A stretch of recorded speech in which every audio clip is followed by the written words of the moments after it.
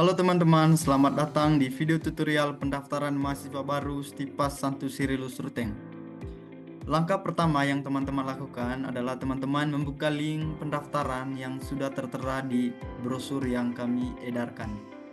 Teman-teman bisa membuka aplikasi Google Chrome di HP ataupun di laptop teman-teman. Ketika teman-teman sudah membuka linknya, maka tampilannya akan seperti ini. Dan di bagian ini teman-teman, yang pertama di bagian pilih jenjang, teman-teman bisa memilih strata 1. Lalu untuk program studi teman-teman bisa memilih S1 Pendidikan Keagamaan Katolik. Lalu untuk sistem kuliah teman-teman bisa memilih yang reguler. Ketika sudah, teman-teman bisa memilih cari jalur pendaftaran. Maka tampilannya akan seperti ini. Lalu di sini tertera PMB Stipas Ruteng Ganjil 2026-2027 Seleksi Mandiri PTS Gelombang 1. Perlu diketahui bahwa ini kami pakai hanya untuk video tutorial ini saja, dan nanti di sini ada seleksi KIPK. Jadi di sini nanti tertera seleksi KIPK. Jadi bagi teman-teman yang merasa diri memenuhi persyaratan administratif untuk seleksi KIPK, teman-teman bisa memilih jalur KIPK. Nanti bisa muncul lebih dari satu di bagian ini. Dan sebagai contoh, kita lanjut, kita pilih daftar sekarang. Nah, di sini juga teman-teman bisa melihat adanya persyaratan administrasi mulai dari ijazah SKHU atau SKL asli sampai di pas foto berwarna merah. Di sini juga tertera biaya daftar yaitu sejumlah Rp200.000. Selanjutnya teman-teman bisa memilih lanjutkan mendaftar. Dan di bagian ini teman-teman bisa melengkapi data pribadi mulai dari nama sampai nanti sekolah. Sebagai contoh, saya mengisi nama saya, lalu nomor HP,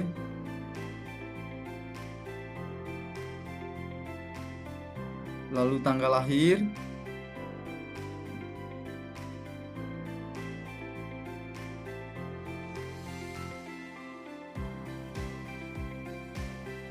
kewarganegaraan, pilih Indonesia, lalu untuk jenis kelamin, alamat email. Perlu saya tegaskan bahwa alamat email ini harus diisi dengan benar karena nantinya berkaitan dengan kelengkapan data dari teman-teman itu akan menggunakan email untuk login dalam rangka mengisi untuk melengkapi data dari teman-teman. Lalu untuk tempat tanggal lahir, teman-teman bisa memilih tempat tanggal lahir, lalu nomor KTP atau NIK.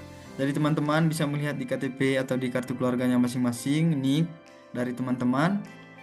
Dan perlu saya ingatkan lagi bahwa NIK ini sangat penting karena nantinya NIK ini akan langsung dikirim ke Pededikti sebagai database-nya, sehingga ini perlu diisi dengan benar.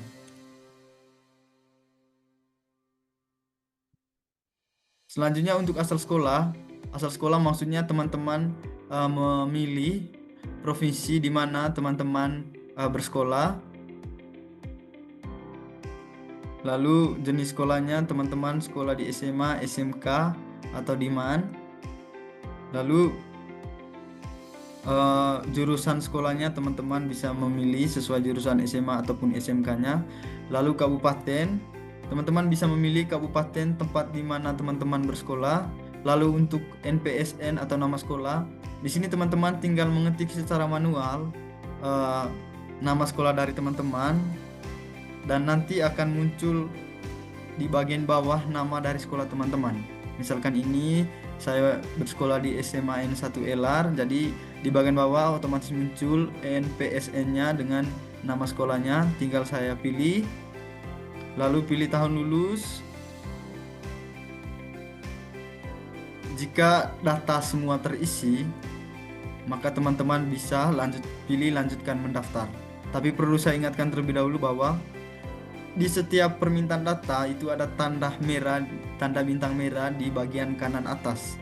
Jadi tanda merah ini maksudnya teman-teman wajib mengisi dan itu tidak boleh dikosongkan. Ketika sudah terisi semua, teman-teman bisa pilih lanjutkan mendaftar. Nah, di bagian sini tertera konfirmasi data dari teman-teman. Maksudnya teman-teman bisa melihat lagi data dari teman-teman, mulai dari nama lengkap, NIK, asal sekolah, dan juga program studi. Itu apakah sudah benar, sudah sesuai dengan datanya teman-teman atau tidak. Kalau tidak, bisa pilih ubah data untuk memperbaiki. Dan kalau sudah, teman-teman bisa memilih centang di sini, di pernyataan di ujung bawah. Lalu teman-teman bisa memilih lanjutkan mendaftar. Nah, sekarang teman-teman sudah sampai di tahap pilih metode pembayaran.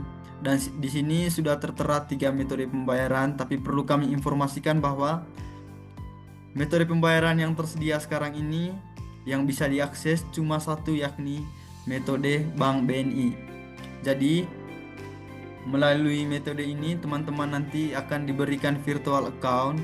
Teman-teman bisa menggunakan aplikasi Wonder by BNI atau BNI Mobile, atau teman-teman bisa ke ATM transfer menggunakan virtual account. Maka nanti akan muncul total tagihan sejumlah 204.000. 200.000-nya sejumlah maksudnya 200.000 itu untuk biaya formulir pendaftaran dan 4.000-nya ini untuk biaya admin. Nanti otomatis muncul tagihan. Dan bagi teman-teman yang tidak memiliki aplikasi Wonder BNI atau BNI Mobile ataupun tidak memiliki rekening BNI, teman-teman bisa menghubungi PIC yang nomornya tertera di brosur untuk meminta nomor rekening kampus biar nanti bisa ditransfer. Kalau misalkan teman-teman memiliki BNI, teman-teman bisa pilih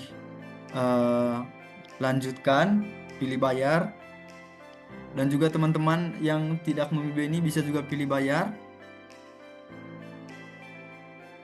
Nah, di sini akan muncul tampilan seperti ini, yakni ID pendaftar dan juga password. Perlu kami ingatkan bahwa ID pendaftar dan password ini perlu dicatat, perlu difoto ataupun di screenshot dengan baik, karena nanti ini dipakai untuk login di situs ini, yang mana teman-teman nantinya akan dimintai data berupa PDF, data PDF mulai dari ijazah sampai dengan pas foto. Nanti teman-teman bisa login untuk mengupload menggunakan ID dan password ini. Nah, di sini sudah tertera nomor virtual account BNI. Teman-teman yang memiliki aplikasi BNI Mobile, Wonder by BNI, ataupun memiliki rekening BNI bisa langsung mentransfer. Dan juga teman-teman yang belum atau tidak memiliki akun rekening Bank BNI, teman-teman bisa menghubungi PIC yang nomornya tertera di brosur untuk memintai nomor rekening. Nanti akan diproses oleh pihak kampus, oleh pihak Stipas untuk mengotorisasi pembayaran dari teman-teman biar teman-teman bisa melanjutkan pendaftaran. Selanjutnya, kalau teman-teman sudah membayar, baik itu secara virtual account, menggunakan virtual account, ataupun juga mentransfer, teman-teman bisa mengkonfirmasi ke PIC, lalu teman-teman bisa klik yang pilihan saya sudah bayar. Nah, maka selanjutnya tampilannya akan seperti ini.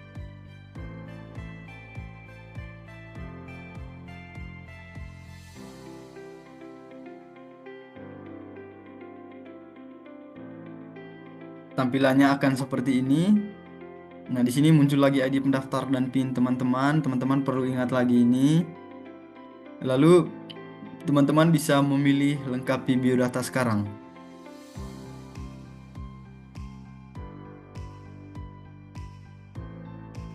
Selanjutnya, teman-teman diminta untuk mengisi data-data diri dari teman-teman. Yang pertama, teman-teman bisa memilih jenis kelamin, tempat lahir, tanggal lahir, dan perlu kami ingatkan lagi bahwa di sini ada tanda bintang merah di bagian kanan atas permintaan data. Itu maksudnya teman-teman wajib mengisi data yang diminta, karena kalau misalkan teman-teman tidak mengisi, itu teman-teman tidak bisa lanjut ke tahap selanjutnya. Jadi ini perlu diisi dan tidak boleh dikosongkan. Ini saya misalkan mengambil contoh untuk berat badan, tinggi badan.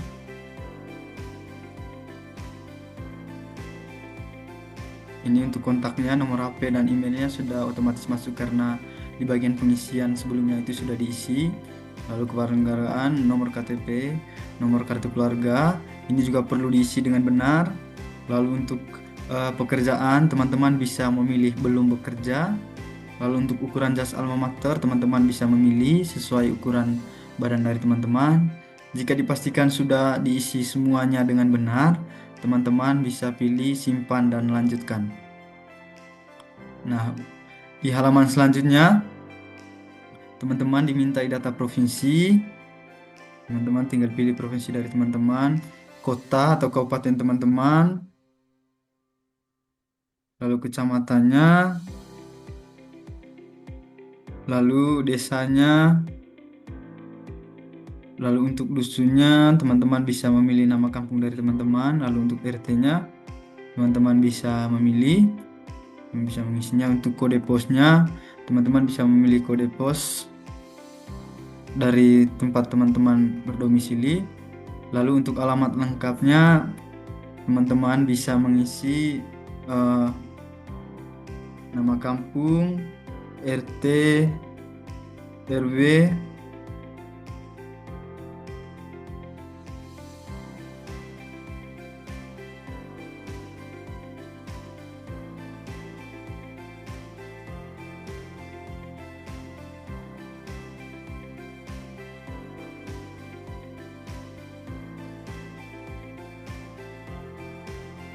nah, kalau misalkan dipastikan sudah terisi semuanya, teman-teman bisa memilih simpan dan lanjutkan.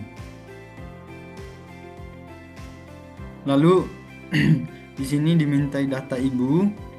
Jika misalkan teman-teman data ibu kandungnya misalkan sudah meninggal, itu teman-teman bisa mengisi datanya kalau datanya masih ada. Tetapi kalau misalkan datanya sudah tidak ada, teman-teman bisa mengisi nama ibu sekarang dari teman-teman.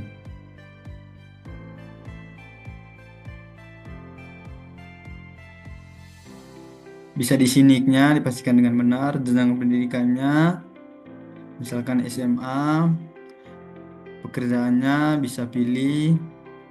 Di sini saya pilih petani. Untuk penghasilannya bisa dipilih penghasilan per bulannya berapa.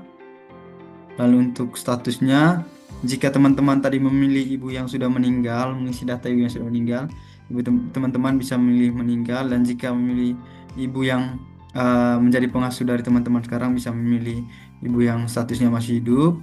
Lalu bisa memilih status ibunya yang sekarang apakah ibu kandung atau ibu tiri.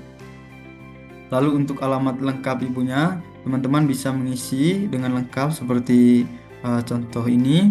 Lalu untuk tempat tanggal lahirnya, teman-teman bisa mengisi.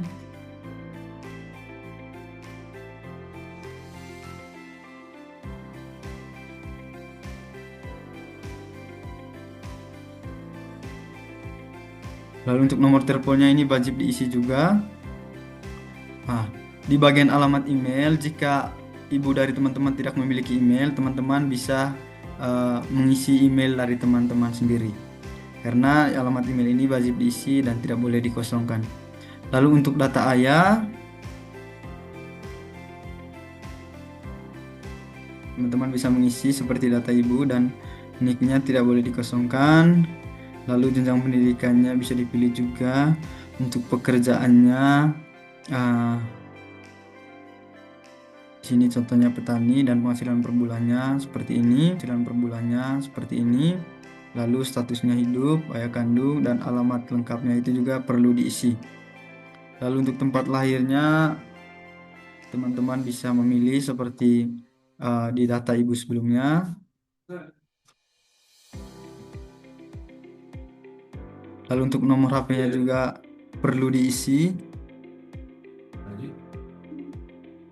Nah, selanjutnya teman-teman bisa mengecek kembali apakah datanya sudah diisi dengan benar. Dan jika teman-teman memiliki data wali, teman-teman bisa memilih centang ditampilkan data wali. Teman-teman bisa memilih data walinya sekarang dan mengisinya di sini. Saya tidak menyertakan itu. Lalu teman-teman bisa pilih simpan dan lanjutkan. Nah, di sini teman-teman diminta mengisi data sekolah. Yang pertama NISN. Teman-teman di sini bisa pilih tulisan klik di sini jika NISN dari. Nah, di sini teman-teman bisa memilih ini. Klik di sini jika NISN-nya tidak ada. Di bagian ini teman-teman diminta mengisi data asal sekolah. Jadi di sini teman-teman pertama dimintai data NISN.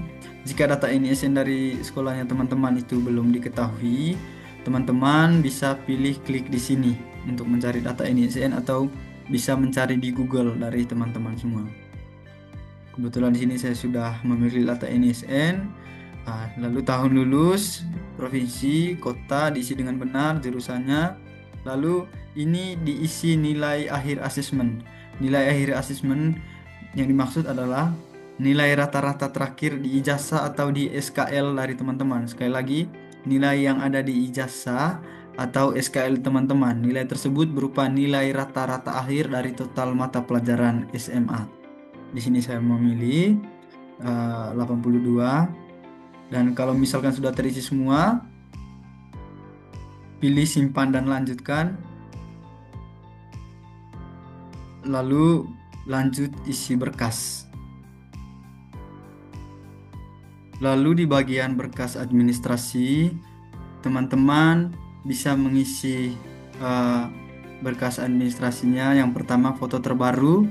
Perlu saya ingatkan bahwa di bagian ini teman-teman diminta untuk mengupload berkas seperti ijazah asli, fotokopi ijazah ataupun KTP dan lain-lain dengan ukuran file maksimal 2 MB.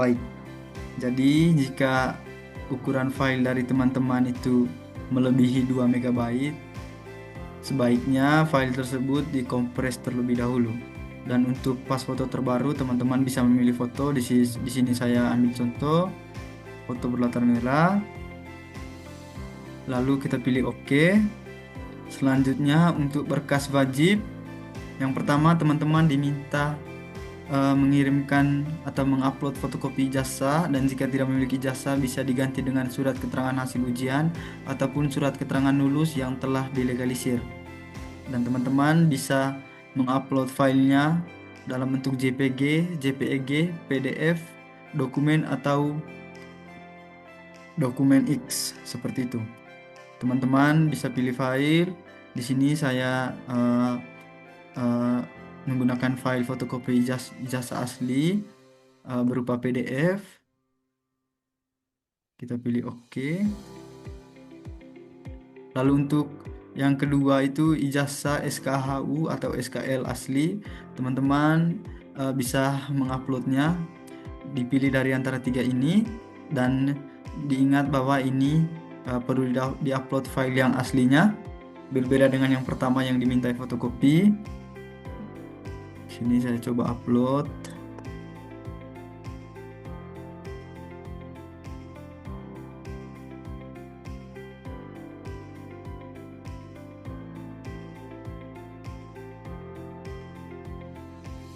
Lalu untuk selanjutnya dimintai KTP, SIM atau kartu pelajar.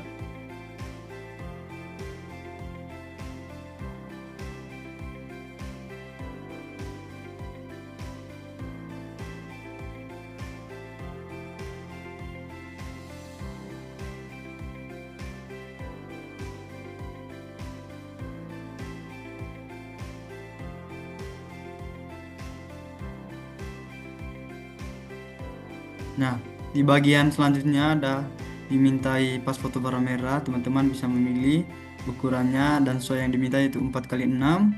Teman-teman bisa pilih filenya.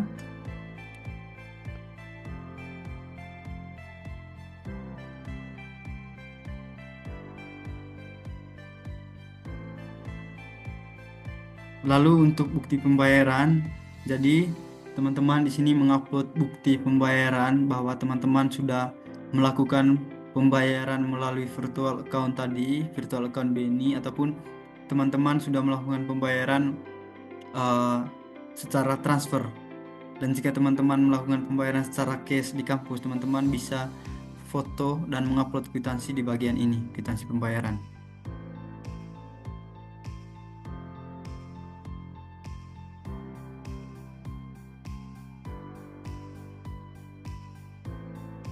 Kita pilih lanjut. Lalu di bagian pengumpulan data ini teman-teman dikonfirmasi, dan di sini sudah disertakan informasi-informasi penting bahwa teman-teman sebelum mengumpulkan data mohon periksa kembali semua data yang telah dimasukkan, lalu data tidak dapat dibawa kembali dan dianggap sebagai data yang benar. Lalu apabila ditemukan ketidakabsahan data yang telah teman-teman masukkan, maka pendaftaran dari teman-teman dapat dibatalkan sewaktu-waktu tanpa adanya pemberitahuan. Lalu jika belum mengumpulkan data sampai dengan tanggal 7 Mei, di sini batas waktu pengumpulan data saya adalah 7 Mei. Nanti di masing-masing halaman teman-teman itu bisa muncul tanggal yang berbeda, jadi perlu diingat. Dan jika teman-teman belum yakin dengan datanya, bisa pilih periksa kembali. Dan jika teman-teman sudah yakin dengan datanya, teman-teman bisa pilih centang, lalu pilih kumpulkan data, lalu pilih OK. Nah, di sini sudah tertera jadwal tesnya, tes potensi akademik dan wawancara. Nanti teman-teman bisa datang sesuai dengan waktu yang ini, waktu yang tertera di sini. Dan untuk video tutorialnya untuk sementara sampai di sini dulu. Teman-teman diminta untuk masuk ke grup WA calon mahasiswa baru Stipas Santo Sirilus Ruteng tahun 2026 sesuai link WhatsApp grup yang sudah tertera di brosur yang kami sebarkan. Terima kasih, semoga bermanfaat.